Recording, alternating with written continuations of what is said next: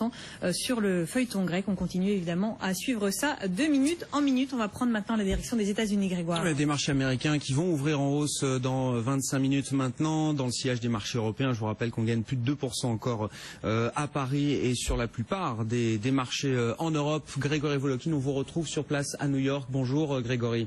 Bonjour Grégoire. Président de Mescart Financial Services, on va essayer de parler d'autre chose que de la Grèce avec vous, même si ça a toujours un petit impact quand même sur les marchés américains. Il y a eu des statistiques, des chiffres d'emploi. Tiens, on revient un petit peu aux fondamentaux là. Oui, ces chiffres sont tellement bons, il faut pratiquement se frotter les yeux. C'est 237 000 créations d'emplois dans tous les secteurs, dans le secteur des services, dans le secteur de la distribution.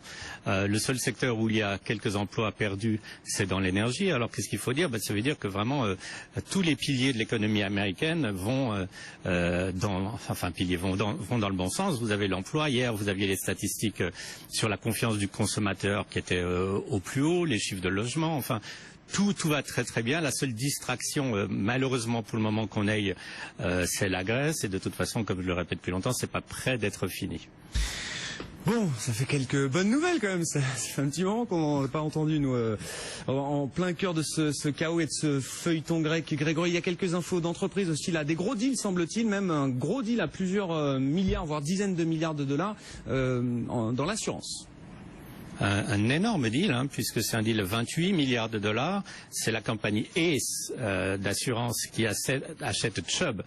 Alors, c'est peut-être pas des noms tellement connus en Europe, c'est des noms extrêmement connus ici, mais surtout, il faut voir la raison de ce deal. Ce qui est très intéressant, c'est que Ace, tout en étant une compagnie américaine, est basée fiscalement en Suisse.